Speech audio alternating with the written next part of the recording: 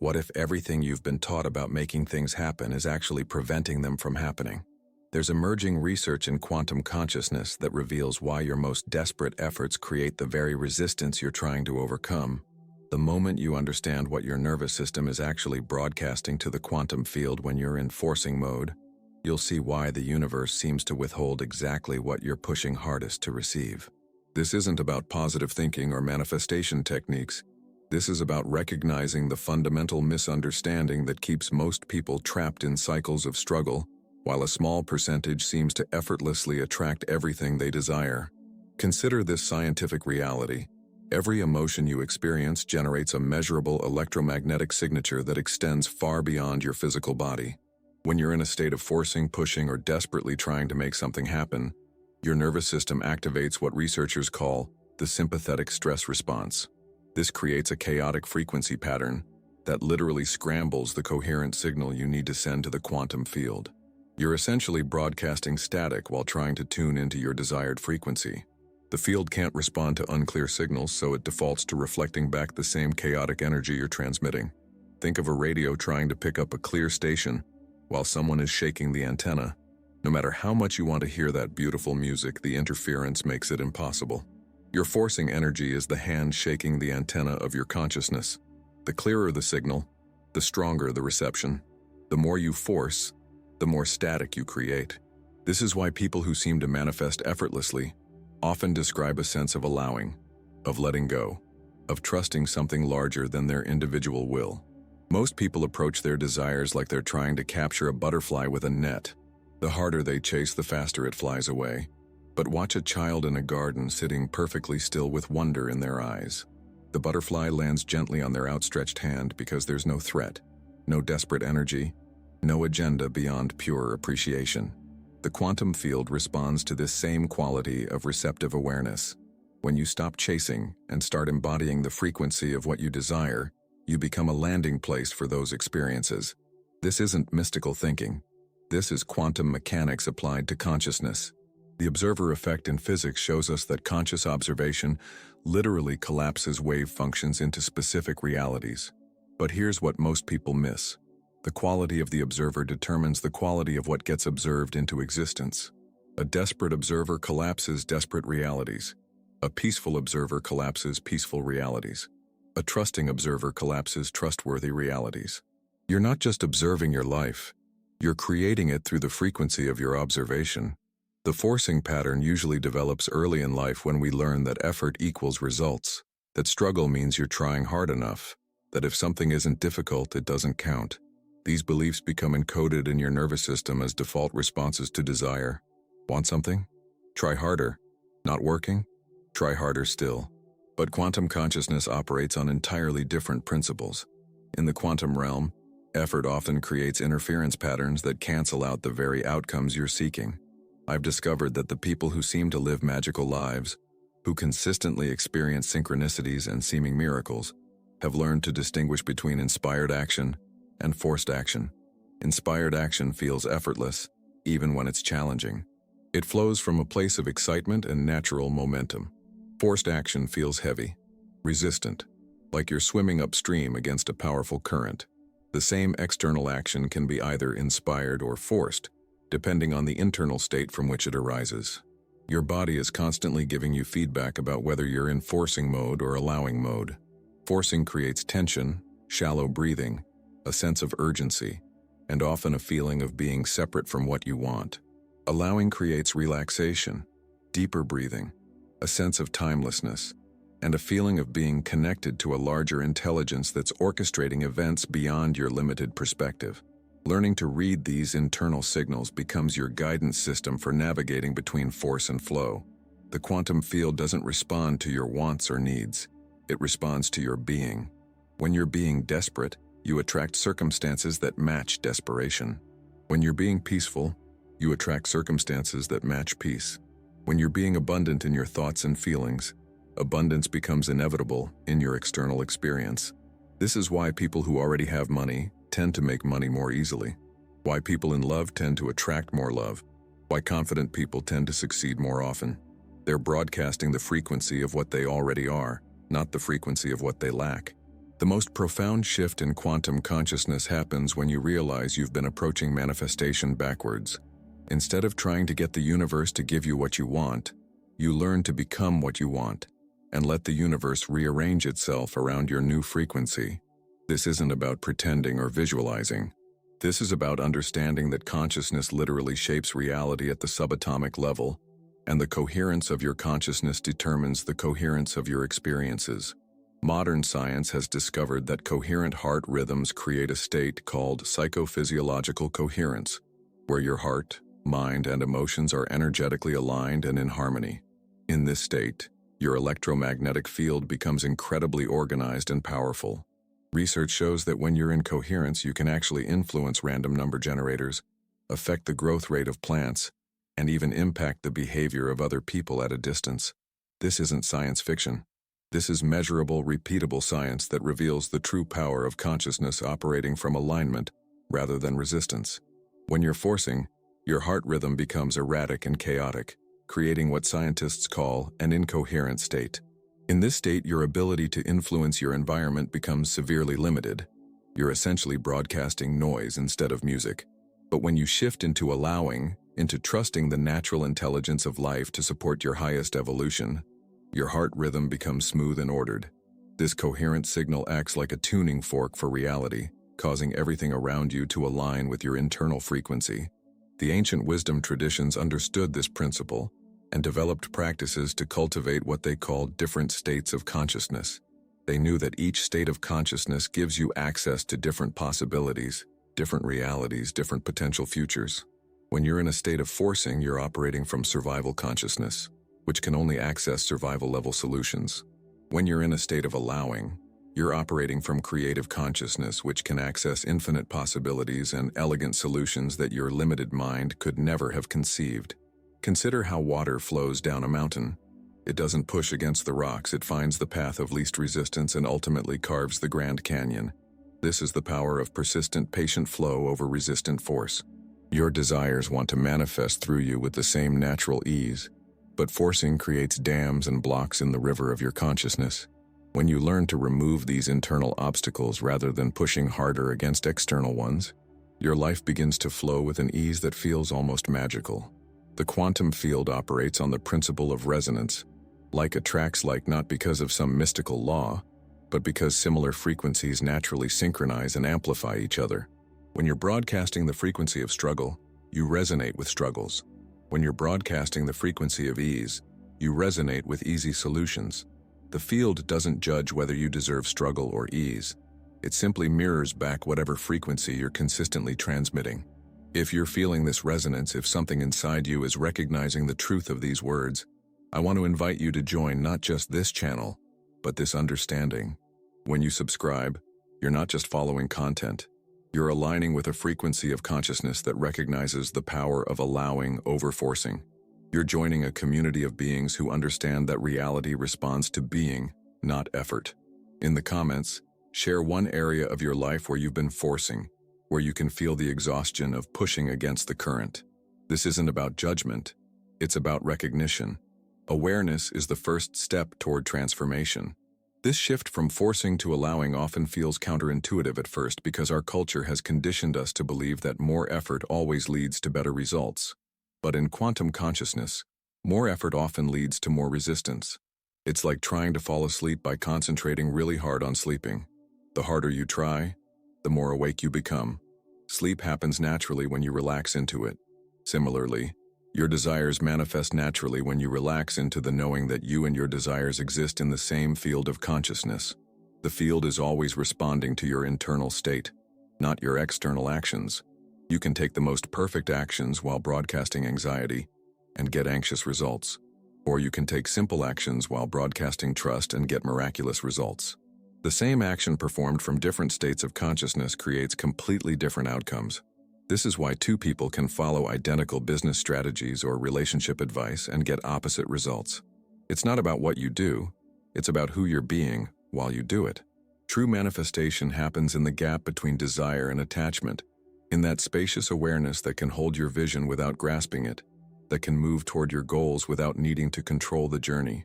This is the state of conscious creating, where you become a collaborative partner with the intelligence of life itself, rather than someone trying to manipulate circumstances through willpower alone. There comes a moment in every conscious being's evolution when they must allow the version of themselves that believes in struggle to dissolve. This isn't a dramatic death. It's more like taking off clothes that no longer fit. The forcing self, the part of you that was trained to push and strive and make things happen through sheer determination, served its purpose. It helped you survive, achieve, and prove your worth in a world that values doing over being. But to access the quantum level of reality creation, this identity must be gently released. The forcing self lives in constant anxiety about the future and regret about the past. It's always somewhere else, always trying to get to the next thing, always believing that happiness lies just beyond the next achievement. This fragmented attention creates what quantum physicists call decoherence, where your consciousness is scattered across multiple timelines and possibilities, unable to focus enough energy in the present moment to collapse any specific reality. It's like trying to start a fire by rubbing two sticks together while your attention is divided among 20 different tasks. When you begin to recognize the futility of force, you might experience what spiritual traditions call the dark night of the soul. This is actually a quantum phase transition, where your old operating system is shutting down before the new one fully comes online. During this time, you might feel lost, purposeless, or confused about what action to take. This is not a sign that something is wrong. It's a sign that something is transforming. The caterpillar doesn't understand what's happening when it enters the chrysalis, but something within knows how to become the butterfly. The new self that emerges from this transformation operates from what I call quantum embodiment. Instead of trying to get somewhere or become someone, you recognize that you already are everything you've been seeking. You already exist in the same field as all possibilities. Your job isn't to reach for your desires. It's to align with the frequency where you and your desires naturally coexist. This is the difference between trying to catch a wave and learning to surf. The wave has its own intelligence, its own perfect timing. Your role is to be present and responsive to its natural flow. Quantum embodiment means recognizing that every cell in your body is made of quantum energy, the same energy that makes up stars, galaxies, and the space between atoms. When you truly feel this truth in your bones, when you know yourself as consciousness temporarily experiencing itself in physical form, your relationship to desire completely transforms. You stop trying to get things from the universe and start allowing the universe to express itself through you. This embodied awareness creates what scientists call a standing wave pattern in your electromagnetic field. Instead of chaotic, scattered energy, you become a coherent transmission that the quantum field can easily read and respond to. Your very presence begins to organize reality around you in ways that support your highest evolution. People notice something different about you. Opportunities seem to find you. Solutions appear with perfect timing. This isn't because you're trying harder. It's because you're interfering less with the natural intelligence that's always been seeking to express itself through your unique perspective. The practice of quantum embodiment is beautifully simple. Throughout your day, instead of asking, "How can I make this happen?" you ask, "How can I align with this?" Instead of, "What do I need to do?" you ask, "Who do I need to be?" Instead of, "When will this come?" you ask, "How can I embody this now?" These questions shift your nervous system from the stress response of forcing into the coherent response of allowing. Your body literally becomes a different instrument, capable of detecting subtler signals and transmitting clearer frequencies. One of the most profound aspects of this transformation is learning to trust your inner guidance system. When you're in forcing mode, you override your intuition with mental strategies and external validation. But in quantum embodiment, you recognize that you have access to intelligence far beyond your individual mind. This intelligence communicates through feelings, synchronicities, sudden insights, and what some call miraculous coincidences. Learning to follow this guidance requires courage because it often leads you away from conventional approaches and toward paths that only make sense in retrospect. The forcing self wants guarantees, proof, and logical explanations before taking action. The embodied self takes inspired action based on feeling and inner knowing, trusting that the path will reveal itself as it's walked. This doesn't mean being reckless or impractical. It means distinguishing between the voice of wisdom and the voice of fear, between inspired guidance and ego agenda. The more you practice following your authentic inner compass, the more reliable it becomes. As you embody this new way of being, you might notice that some relationships, situations, or environments no longer feel aligned with your frequency. This is natural and necessary. You're not rejecting your past. You're graduating from it. Just as you outgrow clothes, toys, and childhood interests, you can outgrow versions of yourself that no longer serve your evolution. This doesn't happen through force or rejection, but through natural selection. You simply find yourself naturally drawn toward people, places, and experiences that match your new frequency. What happens when you fully embrace the quantum shift from forcing to allowing is nothing short of extraordinary. You begin to discover that you're not just changing your personal reality. You're contributing to a collective transformation that's happening at the species level. Every person who learns to operate from coherence rather than chaos, from trust rather than control, from being rather than striving, adds to what scientists call the global coherence field. Your individual practice of allowing creates ripples that extend far beyond your personal experience. The most beautiful aspect of living from quantum coherence is the effortlessness that begins to characterize your daily experience. Tasks that once felt overwhelming become simple. Problems that seemed impossible begin resolving themselves through unexpected channels. People who can help you appear at exactly the right moments. Resources flow toward you as if attracted by an invisible magnetism. This isn't because you've become lucky or special. It's because you've stopped interfering with the natural tendency of consciousness to support its own evolution. When you're no longer broadcasting the chaotic frequency of desperation, lack, or struggle, the quantum field can finally deliver the experiences that have been waiting in potential form. It's like clearing static from a radio signal. The music was always playing. You just couldn't receive it clearly until you stopped creating interference. Your desires weren't being withheld from you. They were being obscured by the very energy you were using to try to attract them. This shift creates what researchers call cascade effects, where small changes in your internal state produce disproportionately large changes in your external circumstances. One moment of choosing trust over fear can redirect the entire trajectory of your day. One decision to embody peace rather than pursue it can transform your relationships. One choice to align with abundance rather than chase it can open financial flows that seemed impossible before. These aren't miraculous exceptions. They're natural consequences of operating from coherent consciousness. The ancient wisdom keepers understood that individual transformation and planetary transformation are inseparable. When you shift from forcing to allowing, you're not just changing your personal timeline. You're contributing to the emergence of a new paradigm of consciousness on Earth. Every meditation you do from coherence, every choice you make from trust, every action you take from alignment adds to the collective field of possibility for all beings. You become part of the solution to humanity's greatest challenges simply by embodying a different way of being. There's a critical mass effect happening right now where enough individuals are awakening to these quantum principles that the collective field is beginning to shift. We're witnessing the early stages of what could be described as a species-wide evolution in consciousness.